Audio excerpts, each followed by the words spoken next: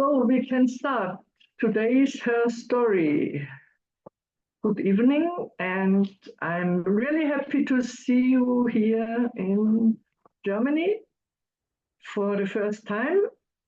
Even if there's today many concurrent sessions, but some people are there, I'm happy, and I am especially happy to have Bettina Kircher with us and many fans.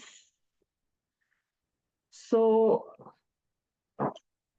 it's a pleasure for me to be with you tonight. We have 1 hour time. It will be recorded for those who cannot listen tonight.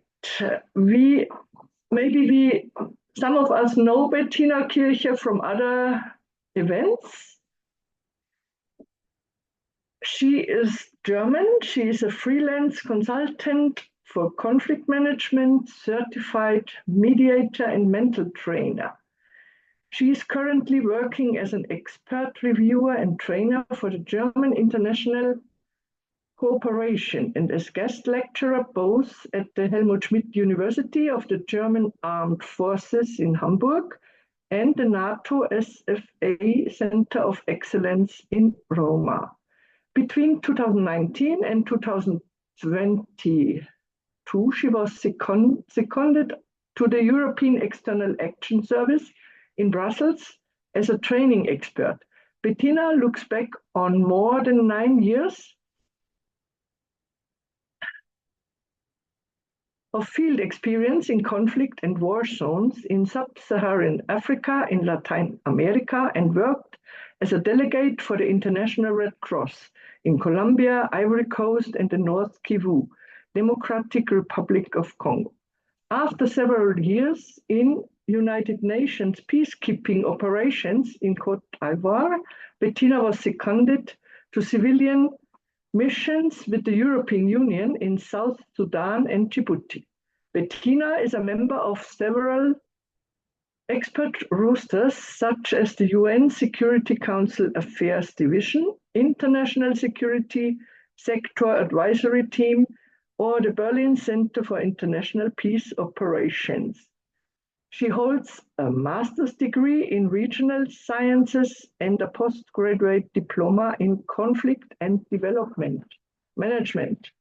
Since 2018, she is an active member of the Women's Federation of World Peace and has been given speeches in her role as ambassador for peace on several occasions. In Germany, we had her on our National Assembly in Frankfurt, and we had 2 times Zoom conference with her. In Tirana, Albania, we experienced her as a speaker, and now we are really happy to see you and to hear you. So Bettina, the floor is yours. Please start with your... Thanks, Magda. Thanks, Magda, for your introduction and for jumping in as a moderator. Thanks also for all the participants taking your time to join us tonight. And also thanks to the Women's Federation for World Peace in Europe to organize this meeting. So basically we have 1 hour tonight, and I will try to keep it precise and concise, meaning I've prepared some pictures. And it will be around 30 or 40 minutes. And then I would like to invite all of you to come forward with questions or comments. So I prefer to be interactive than giving a speech as a monologue. So I will try to activate my presentation in the pictures.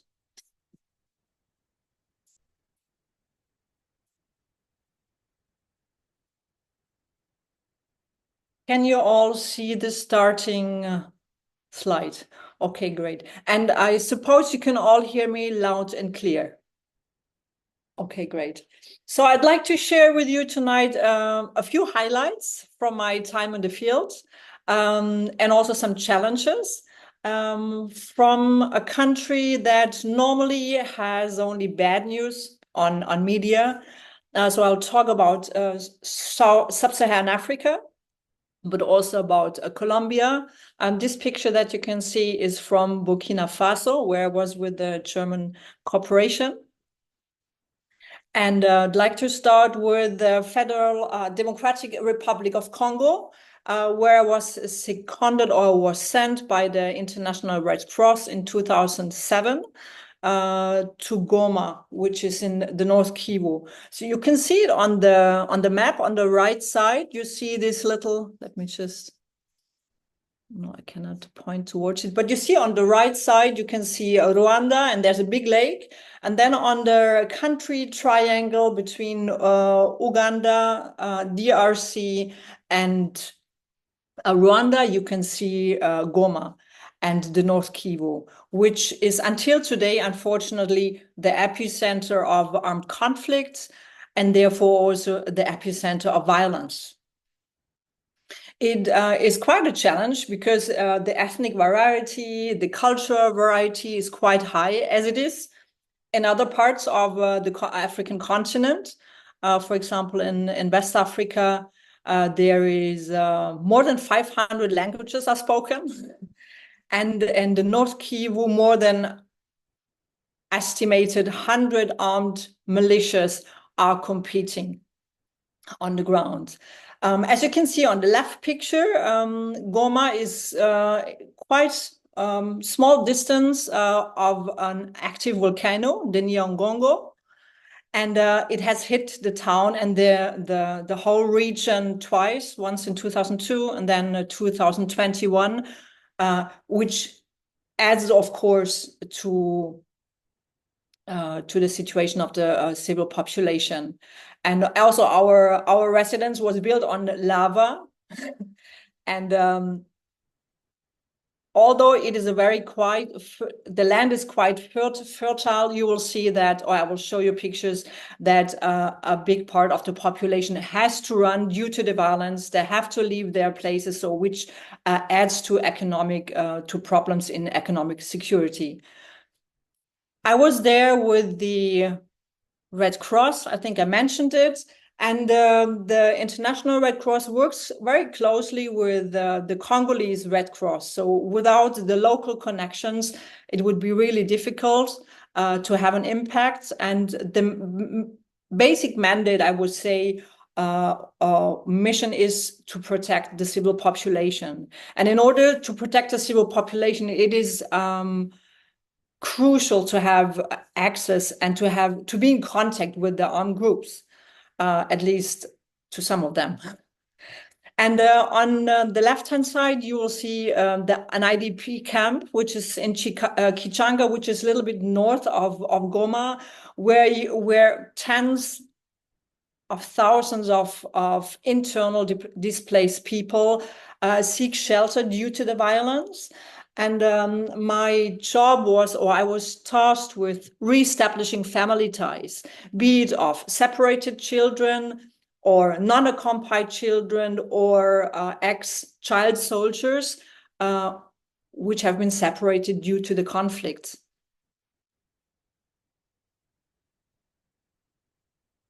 And the Red Cross, or the International Red Cross, we worked very closely with not a local, but an Italian NGO.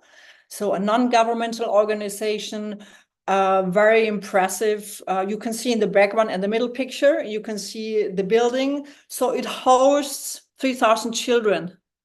That could be orphans, but also children affected by the conflict. 500 of them, as we speak, or today, are like intern in the orphanage, and like 2,500 are going regularly to school. So we received, or my department, I was working closely with my local team, of course. And so we received a Red Cross message from a mother looking for her son who had been forcefully recruited by one of the militias in the north of Goma. And so I was tasked with looking for this boy, and I, with the help of my local team, And the Congolese Red Cross, I got a tip to have a look at the IDP camp in Kichanga, and where we went. As you can see, the circumstances are quite difficult. And when we arrived at the IDP camp, there's always a camp manager. I was so impressed. Within 5 minutes, the ex-child soldier was in front of us. So we had to check the identity, and maybe I need to add that the whole process to find a child, which is to be reunified with his family, is a very long process. So before, you need to check with the family, do they have the resources to receive the child? Is there a wish, or are there any security implications? And in the case of the boy that I that I had to reunify, he was living in one of these tents with his two little brothers. So he had been taking care. He was fleeing the armed groups. He told me the story. He was fleeing the armed groups, but then he found his little brother. So he was taking care of them, and he said, "No way, I'm not leaving. So I'm not moving." Which was understandable because he felt in charge without his parents. He felt in charge of his brothers. So what we did, we took all three of them. And the Don Bosco orphanage is also a kind of transit center. So they were located for a couple of weeks within the orphanage. And when we had contact with the family, we wanted to take the road towards the north to bring him back to his family, which was a little bit difficult because on the road towards the north, very regularly there are attacks on the humanitarian actors. And so it took quite some weeks. And but we managed. And once we arrived, I was imagining or visualizing that we would meet the family, we would meet the village members, and there would be joy, and there would be maybe a party. But as we arrived and we saw the mother of the ex-child soldier and members of the communities, there was complete silence. There was no word spoken. And I was not sure, is that like an indication of some security issue, or I just did not expect it to be so quiet and so silent. What the mom did, like this typical big African mama without talking in cliches, she was quiet and she just walked towards me and she like gave me this big hug and was like having me in her arms and saying, "You brought back my little boy." So that was the whole sentence and words that were spoken. And it was kind of, or is until today, an unforgettable moment. There was nothing spoken with the boy, and we just left him to his family or his mom and to the members of his community, and we went backwards. So that is a highlight within 3 months of activities on the ground, which are not only talking about the International Red Cross. It's not only reestablishment of family ties, it is protection of the civil population. It is to also take evidence because women, especially women, are used as a weapon, as like a currency of war in the DRC. So there's a lot of gender and sexualized based violence. There is problem with economic security and so on. And reestablishment of family ties is an issue not only in the DRC, it's all over the African continent in the locations where you find an armed conflict. It could also be due to a natural disaster, which happened in Goma in 2021. But my dilemma was I was only able to register children who were actually directly affected by the conflict. Otherwise, I would have breached the mandate of the ICRC. So this little child that you see on the right corner, she was from Rwanda, and she was one of the children separated by conflict that we drove back to Rwanda to her family. And what I didn't know was that she had been reunified already 3 times with her family, and 3 times she was virtually walking back from Rwanda over the border to Goma. And so she did this time, and she was like knocking on my door and said, "Here I am." And I said, "What are you doing here?" She said, "I want to go back to the orphanage. I want to see my friends. I will have 3 meals. And at home, I don't get enough to eat." So that is a testimony of a case that is not so lucky, it's quite a dilemma. What will you do with the child? And we reunified it again after consulting with the family. So that is one example of the DRC, and I will go straight over to Colombia, where I was sent in 2005. It was actually my first mission. And as you can see, on the left corner, on the left bottom corner, it's the Llanos, it's in San Vicente de Caguán. At that time, it was a kind of demilitarized zone, meaning that the government, with the intention of conducting peace negotiations with the FARC guerrillas, completely demilitarized the area, and meaning the zone was governed completely by the guerrilla. I was tasked with, of course, also with the protection of the civil population, but there were a lot of hot spots as well where the ICRC would not have access. So I was to find the FARC commander who would give us, or should give us, the green light to enter the zones in order to make a humanitarian evaluation on humanitarian conditions in the fields. On the right bottom corner, you will see one of our projects. It was built in the Eastern Cordilleras, and it's like a kind of internat where school children could sleep over because they had to walk a long way over the mountains that you see in the picture down.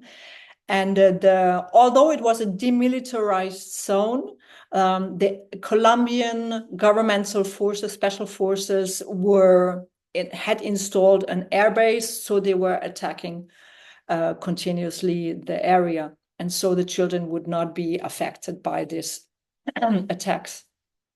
So what we did was we either moved by, as you can see, local means, or with our land cruiser, of course, and we also moved on the rivers with our boat.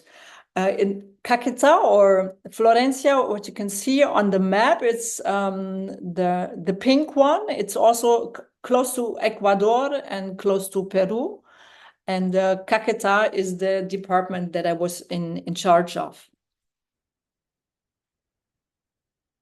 So this gives you a little insight of how we moved on the ground. And Colombia at that time was on the number 1 on the list of mine victims. So the proliferation of not only of small arms and light weapons, but also of mines was a security issue. But for us, it was more, we concentrated more on I had to focus more on how I would get access to the zones where I could find the guerrilla commander. And on the left side, bottom down, you see our boats. And we moved on it's called the Rio Ortiguasa. And on the background, you can see the cocaine, the famous coca fields that were governed, of course, also by the guerrilla. And what happened is that at the beginning, I thought, okay, maybe I can make some calls, but there was no communication tools or means of communications, but to establish a trust relationship with the local population. And that's what we actually did. So I had a driver and also a logistics field officer. And what we did, we stayed on and off during 3 months in the jungle. until we were fine with the local population. And this is when I got, after 3 months, my first permission to meet the rebel commander of this, it's called priority zone. So when we arrived there with our boat, I was quite, you can imagine, quite excited to finally being able to negotiate access to a zone which we knew had a lot of humanitarian issues. And we arrived, he was standing there in full body armor. It was like a Che Guevara documentary. And he showed me the cocaine fields, and he showed me how they produce the cocaine and how they elaborate it and so on. And we had a talk for about 50 minutes, 50 minutes or 1 hour. And I was not saying much because he knew our mandate, he knew who we were. And he just said, okay, you've proven to be trustworthy. The population of the communities had communicated that to him. But he had a full list, like a 10 points list of his demands. Starting with, for example, a list of all political prisoners that I had registered in Florencia in the penitentiary institution, and so on. And all of these points on his list, I knew I would not be able to fulfill because they would breach compromise the independence, the impartiality, and the neutrality of the International Red Cross. So I had to tell him that I'm sorry that by my hierarchy I cannot fulfill it, but that I asked him if we can have access to our desired second priority zone. And although I could not fulfill all his conditions, he allowed me and he gave us the green light. So I had to leave the country then because I already had been in the country for 1 year. So that was an achievement that we were very happy about. We were able to enter the zone and make an evaluation and talk to the civil population. Okay. Next one, Juba, South Sudan, completely different context, completely different mission as it was with the European Union, and which is based on the mandate of the European Common Security and Defense Policy. And Juba, or South Sudan, as the youngest country, if not one of the youngest countries on the African continent, which gained 2011 independence from Sudan. Our mandate was to support the local airports security staff and give them trainings and capacity building sessions. And you can see how the conditions were on the ground. That was the luggage delivery. The runway was on sand, and on the right bottom, you see some of the airport crew that just had accomplished one of our trainings and they got certificates. So that was in 2013, and August already the Dinka is the main ethnic tribe in South Sudan. He was the president, and there was a coup d'etat. So the vice president had been taken out, and the government had been rebuilt. So there were indications of slight tensions in the country.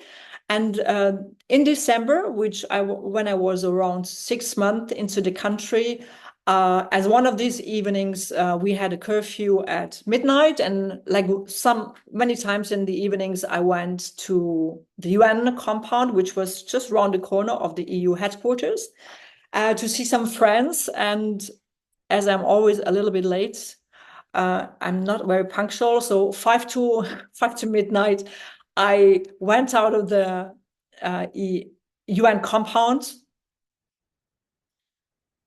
and wanted to join my headquarters just to be in time. As soon as I went out, I sensed something is different. There was no people on the streets. There were no locals. There were no armed forces, which normally patrol the streets. And it was complete silence. And when I turned around the corner, I saw already 5 at least 5. I can't remember how many. At least it was like armed militia, and they were like chastened to me and gave me signs, okay, to stop the car. I didn't have a choice, in fact. So I just stopped the car, and immediately they were surrounding me with pointing their AK-47s towards me on each side of the car, trying to enter the car.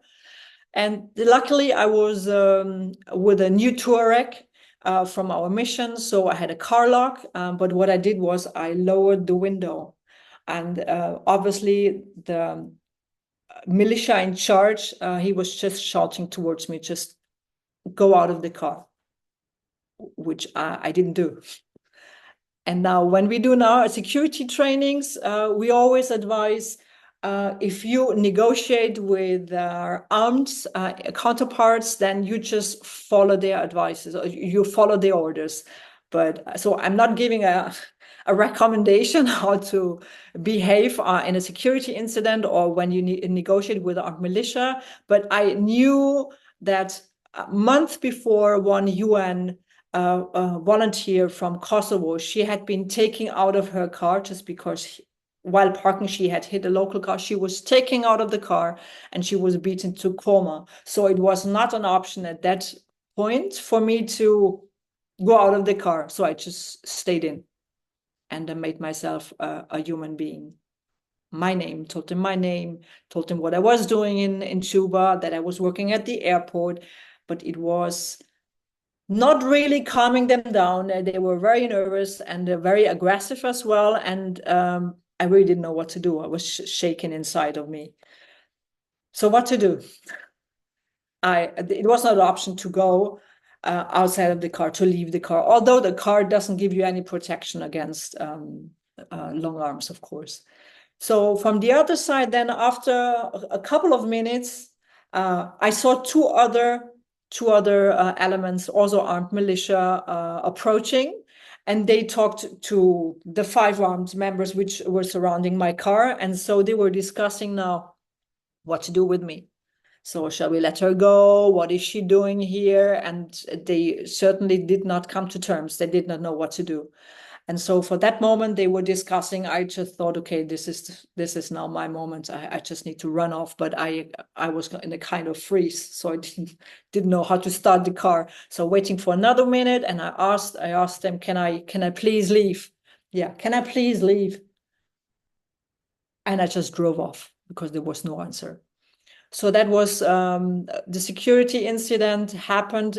It was the night when the civil war unfortunately started in South Sudan, which is still ongoing.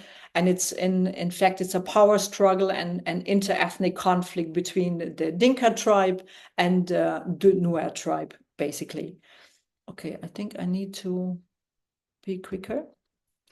Negotiation in general, not only when you negotiate for your life, but also when you negotiate in a conflict zone. What I learned from my experiences is that making yourself and making your counterpart a person, a human being who has a family, who has certainly one positive part is helpful, and also to tell them what do you want.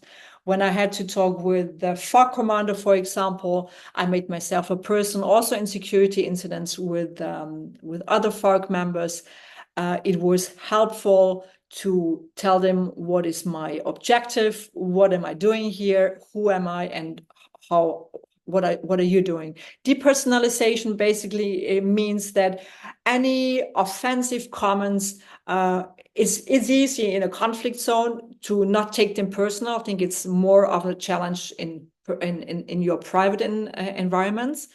And then the third point, interests are more important than a position, because if I know that for example, I had to negotiate access to political prisoners in Ivory Coast, you see the 7 XD political prisoners on the right bottom side. I knew I had to basically negotiate with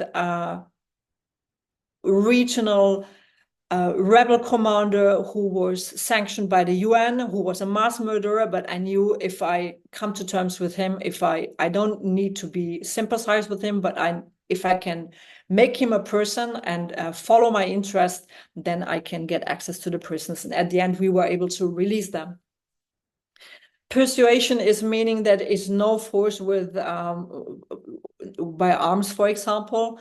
Disagreeing well refers to the encounter that I had with the FARC commander, where I was not able to fulfill his wish list, but still I was able to get what I wanted. And then, of course, whenever you do nonviolent communication or mediation training, of course, they will tell you the most important thing is listen. So there's, I'll go quickly. So this one, it's a reminder from the field. This is an encounter with the Colombian Special Forces. And it was my first mission, so I was quite excited and also motivated. But what I did not take into account that in the room and the back, you can see a journalist from Paris Match. And one of his colleagues took a picture of me standing in front of the strategic military map of the Colombian Special Forces, and he was about to publish it. So that was my big lesson learned, that, and the Colombians, the local populations, they know it because they had these little notes that you can see on the left, which says, be careful what you say, how you say, to whom and where. And you can apply it to many contexts. It's sometimes I forget about it, but whenever I remember it, it is helpful.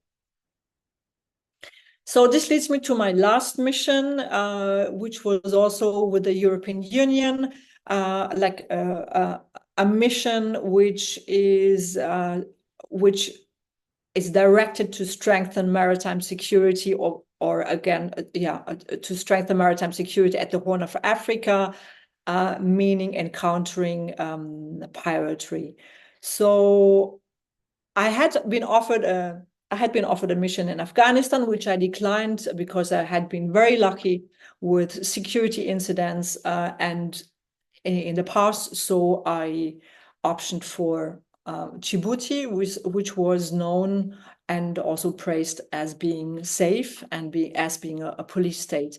You can see me on the right side where I trained the Somali Coast Guard.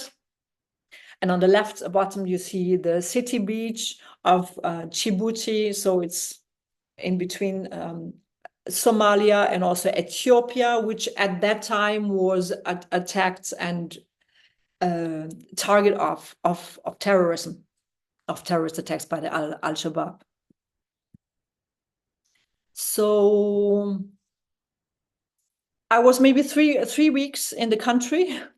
I was maybe 3 weeks into the country, and I had really nice colleagues. I felt at the right time, at the right place. I was happy with my task as a human rights and gender expert. And so we went to the swimming pool. The first weekend, we went to the swimming pool, and we were with my colleagues, and we went straight to dinner.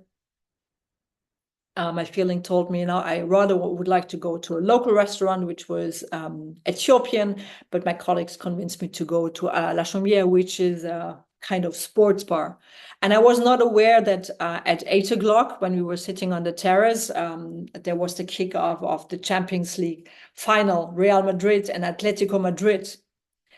And it was 8 o'clock when I heard the first explosion, and I was immediately like, welcome to Africa.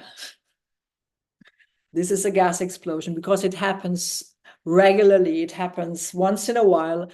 But the next second, I heard the second explosion, and that was when I realized that was a terrorist attack. So there were 2 suicide bombers blowing them up while we were sitting on the terrace. And that was the moment my life changed, and everything was turned upside down. Now, what can you do when you sit on a terrace and you are on the other side of the terrace? You hear an explosion. Is there anything that you can do? It's also a question that we asked during our security trainings. And if it's far away, of course, you would run. But if it's very close, in the same location, on the same spot, the only thing you can do is like throw yourself on the ground and make yourself less vulnerable for the pressure that is developed by an explosion. Unfortunately, I went up, and so I was hit full front, and that was,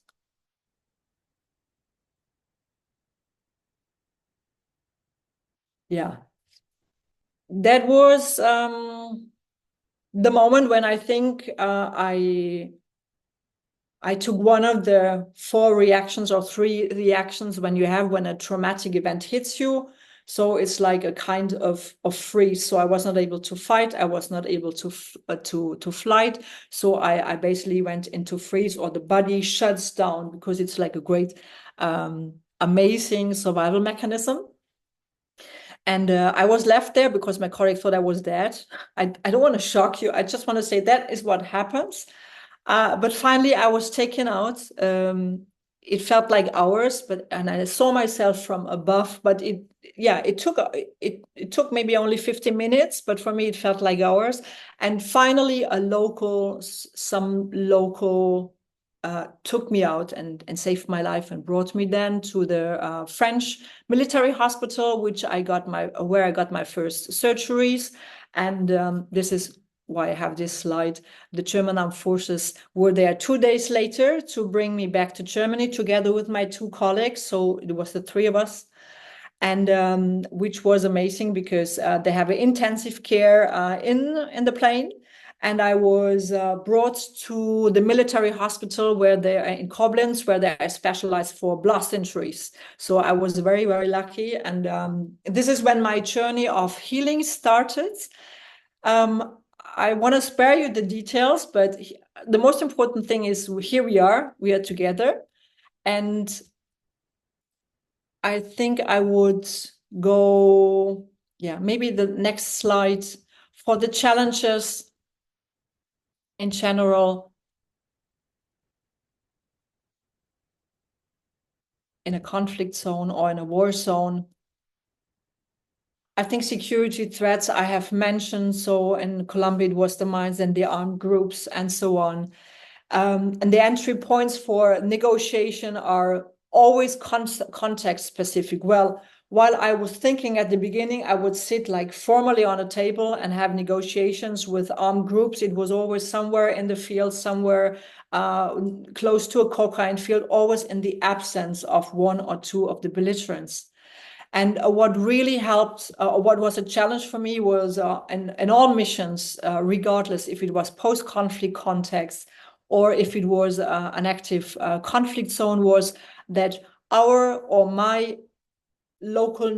own norms and values, or the European, let's say, European norms and values, and the international mandates that we carry, and put them against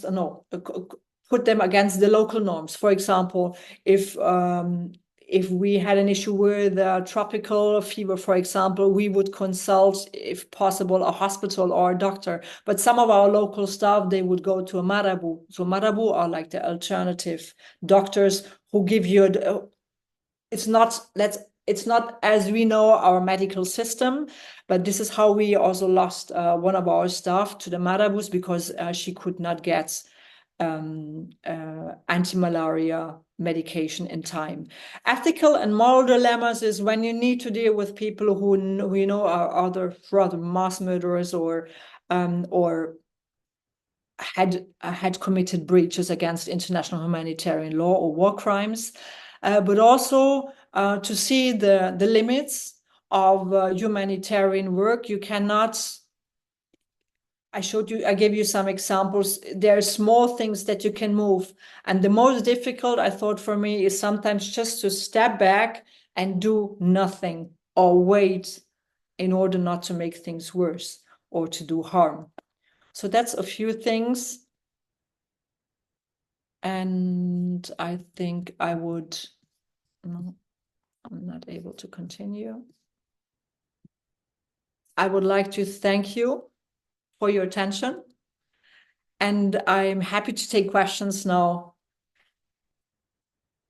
from all of you. Thank you very much.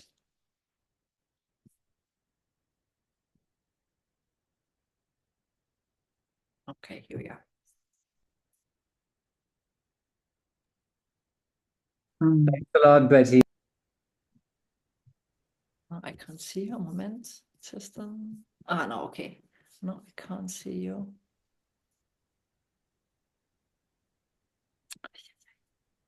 Second, please. Yeah, okay. Here I am.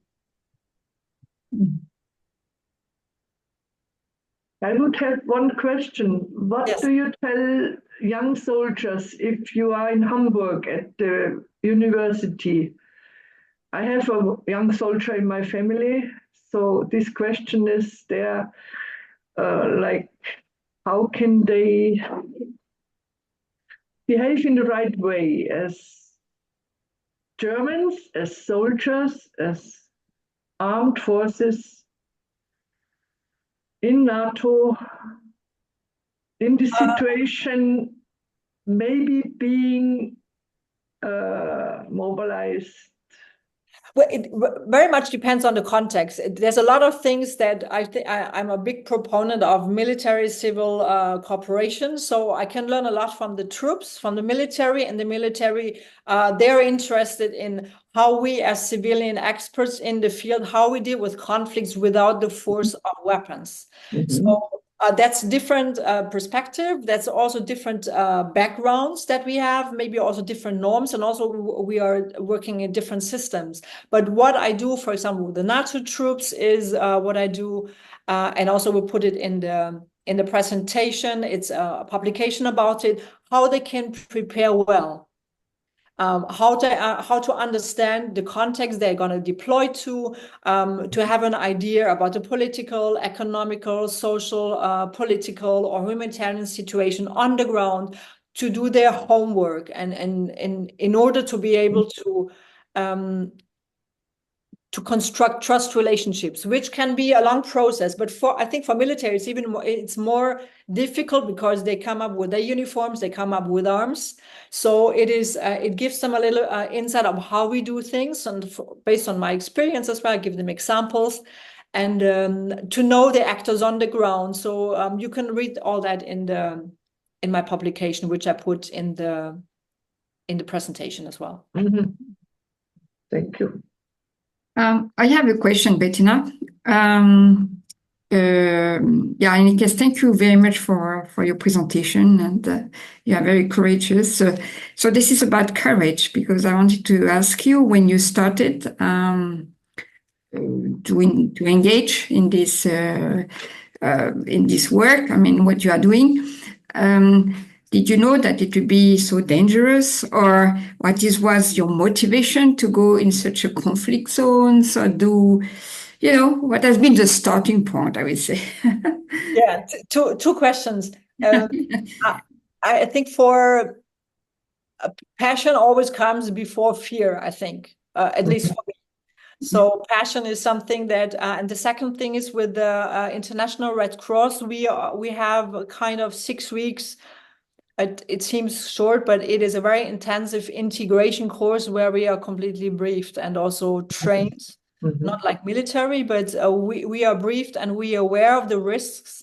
But I also, in terms of courage, I think, for example, in Colombia, I knew that the International Red Cross had a good reputation, and they had been in the country for more than 40 years.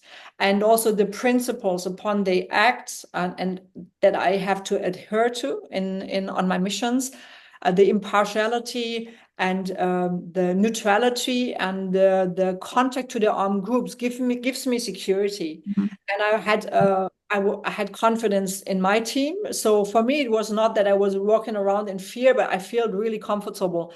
And it was rather the Colombian military said, "Bettina, you're crazy. What are you doing here on the river?" And I said, "I'm fine, because I have the name of the commandante, and during 40 years ICRC missions, I can't remember any delegate that had been injured by an armed group."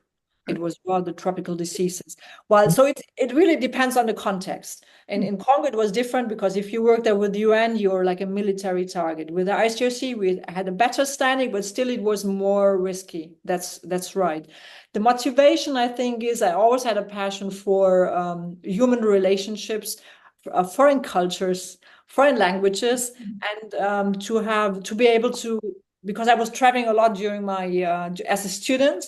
And so my biggest wish was to combine these travels with a work that makes sense, not only for me, but also for the local population. Yeah.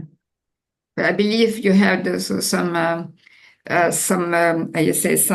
potential of helping others. I mean, not potential, but I mean, already your desire to help others. I mean, by taking this kind of engagement, like helping others or whatever, risky. Yeah, exactly. All right. Thank you.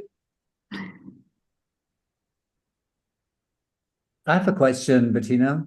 Hi, Martin. Martin is my brother. I see. Martin is my brother, supported me a lot when I was in hospital. Yeah. It's very moving for me, I have to say. Yeah, I don't know if I can do this, Betty, because I saw how you looked after this incident in Djibouti.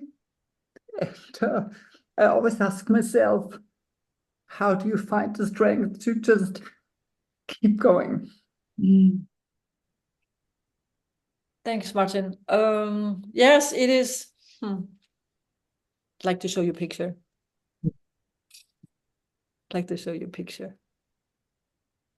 It's a big question. That's why I think it's easier if I show you something that I prepared for cases like this.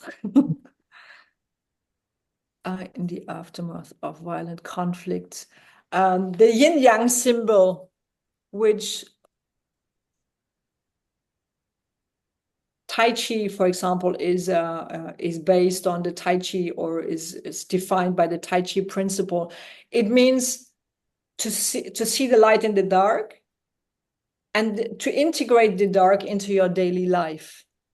So that was something that it was not straight afterwards that I incorporated, I would say, but I knew that only by exposing myself to the dark sides, that is the dark side, the painful, to go through the emotions which are related to violent incidents, would help me to feel a little bit better, or to be able to live with it, I think. And there's a lot of things that comes with it, I think, but the first thing is not to ignore what happened to you and what happens, because it does not only happen to you, and as I can see with you, the dependents are affected, the family is affected, your friends are affected. So I think the most important thing is to talk about it. And if you are not able to talk about it, then you can draw, for example, and here I have another slide. Just 1 second. And this is helpful to integrate all the emotions in your body. And this is, I did that with Claudia. Claudia is also in the audience. She's my psychologist. And what we did, you can only do that with a person you trust, which is difficult enough to find after an incident like that, because you lose kind of your intuition and your trust. So I went together with her through all the stages of the difficult situations in order to integrate it and to work on it. So that's one thing. And the most important thing at the end, how do I stop it now?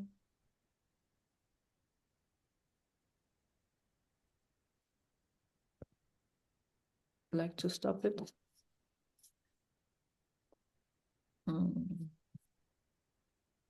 Okay. No, it's gone, right? The presentation. Yes, Yeah, it's gone. I think the most important thing is to get out of the isolation. And I think everyone who had an experience with a painful event or violent event is the isolation that you face afterwards. Now, for me, it was also because my life was on the mission, my life was abroad.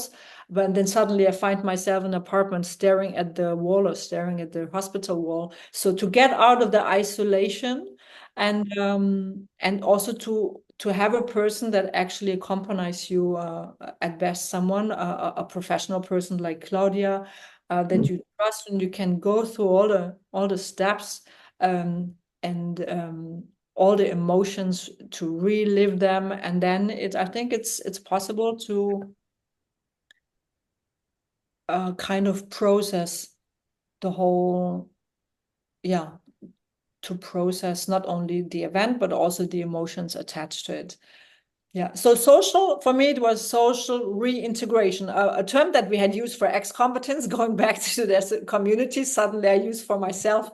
And I think it is valid for everyone who has, and we all do have our traumas, to go out there and to deal with it, confront it. And this for me, it's rather courageous. It needs courage to show your vulnerability. Long answer to the question. Thank you, Betty. I'm proud of you. Thanks. Yes, we are proud of you. Yeah, thank you. This was really deep insights. So what I take away is that we should gain help. We should ask for help, professional, vertically or horizontally, not staying isolated. Yeah, and and in order to do so, I think it's crucial to, like professionals call it, creating a narrative.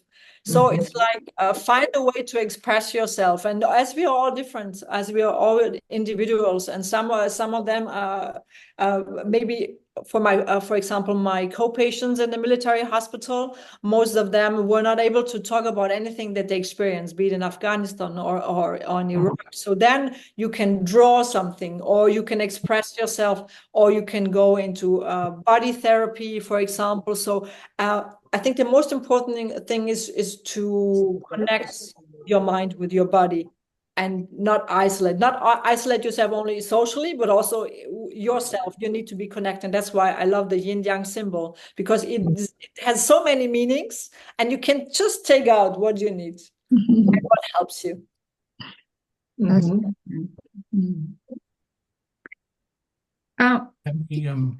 me ask a question. Can I jump in? Is that okay?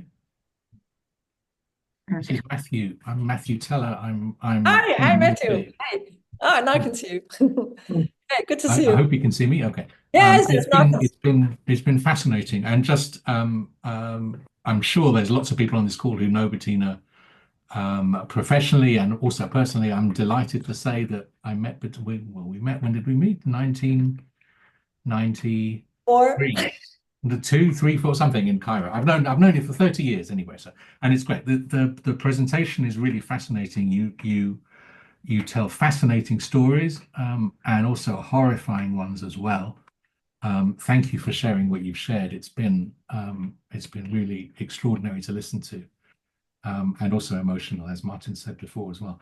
I wanted to ask you in your work, you're sort of inhabiting this space that is very definitely civil. You are part of the EU mission, or you're part of the ICRC mission, but you're working very closely to the military as well. And obviously what the military do and how you interact with the military is very important.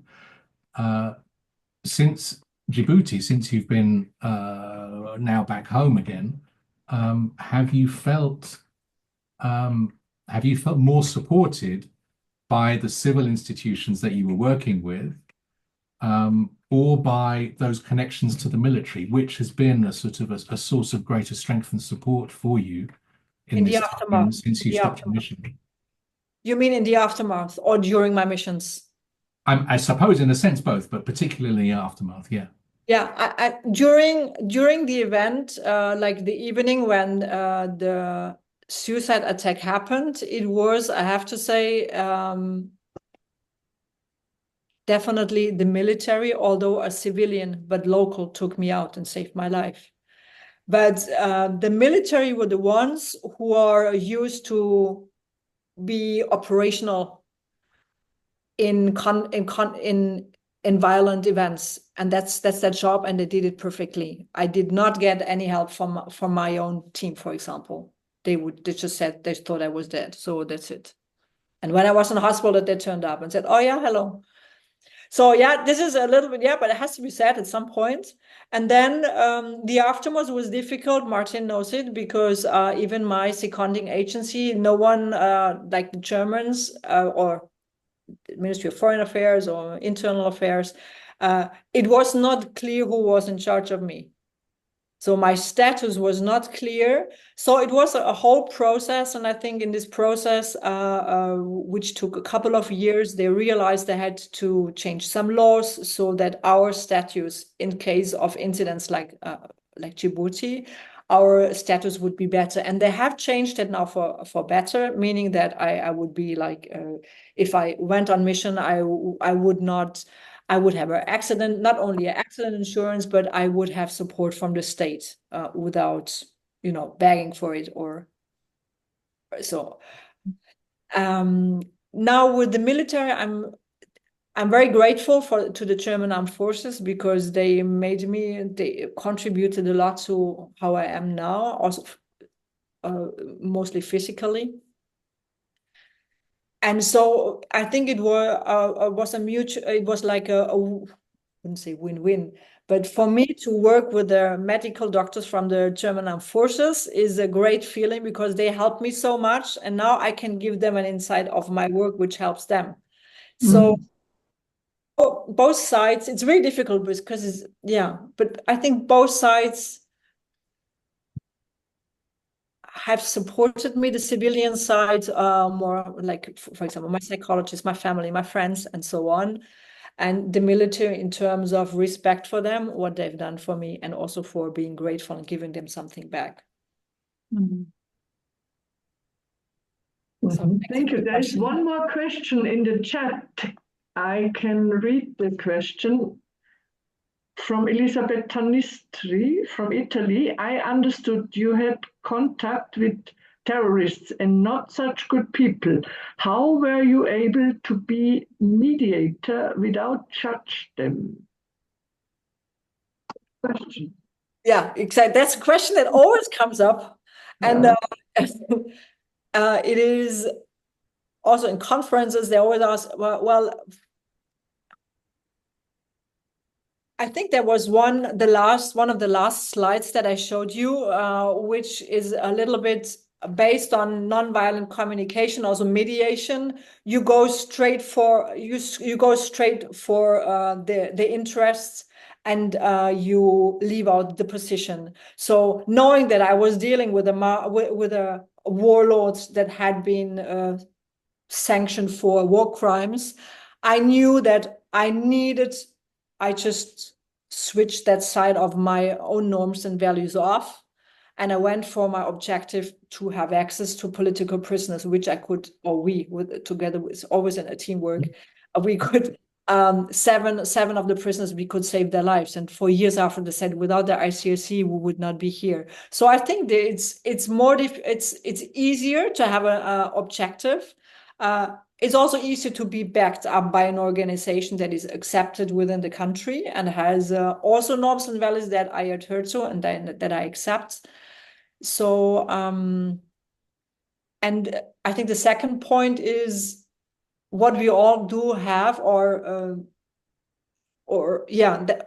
it's the common sense and the intuition of each of us, that we use it, and to see the human part of each human being, regardless of its background, of what they've done, and so on. And it is possible just to see what you want to see. And I mean, it can be also dangerous, because you can also meet toxic people this way, but make the person a human being, and then it's much easier. And I would say in my context, it is one thing. Then if we talk about daily routine, daily life, normal private surrounding, I think it's much more difficult. I think I had in your presentation at some point you said you thought they also have a family, they also have yes. So considering them human beings, Yeah. even though maybe they did some terrible things, but they have another side of their life that. Yeah, and I also have to say, I also wanted to save my life. So I was not negotiating for someone else, but I also wanted to negotiate for my life and the life of my team. So I think the background it makes a difference. But if I would meet someone in the street, I certainly would not go into, and he gives me some details of what he's doing, I certainly would not go into a conversation with this person. Yeah, definitely not. Thank you. Thank you. Thank you. So the hour is almost over. I have one more question. Did you feel protected? By God or by angels, or protected like it was really near-death experience, you said? So yeah, it was survived. It's also good question. It's something that you ask yourself in the aftermath of events like this, of course. And I can confirm that while I had one experience before in Colombia when I was in fever coma. So I was really surprised about the inner peace that I felt. And I was also praying because it was raised Catholic. So I remembered the verses, although they were a little bit mixed up. And yes, I felt protected. I cannot say it was God or I cannot name it, but there was something that, made me survive. And so there was a kind of faith, yes, that I felt, and it gave me inner peace and or maybe also strength.